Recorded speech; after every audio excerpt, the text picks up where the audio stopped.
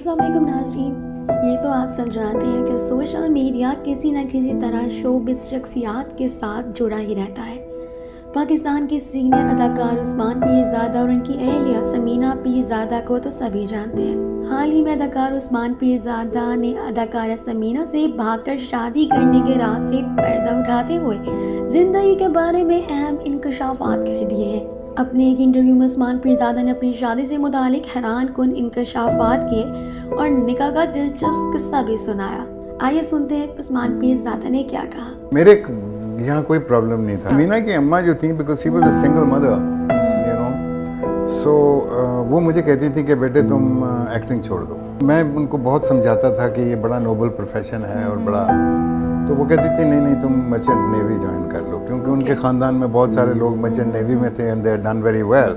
So she thought कि वो जगह जो है वो बड़ी स्टेबल है।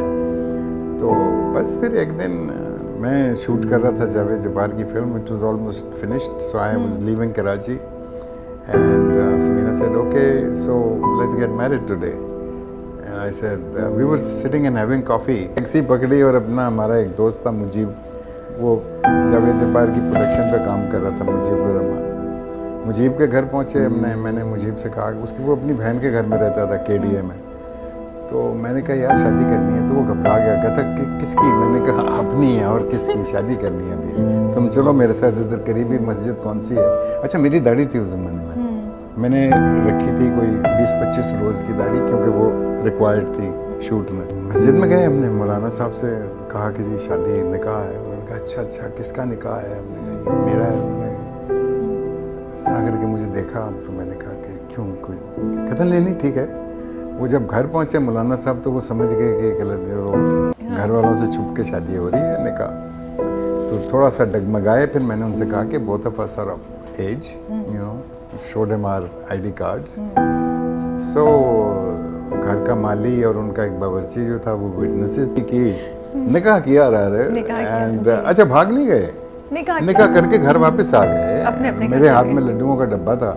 अम्मा को आके अनाउंस किया कि जी ये हो चुका है, बताएं क्या करें। वो तो she was shocked because she did not expect this from me, a person who for the first time walked into her house, rang the bell and she opened the door and there I was standing and she was shocked to see this actor standing outside the door because I had just become famous with my serial called दूसरा आदमी, and she was shocked and I said कि आप समीना की वालदा हैं? उन्होंने कहा हाँ बेटा।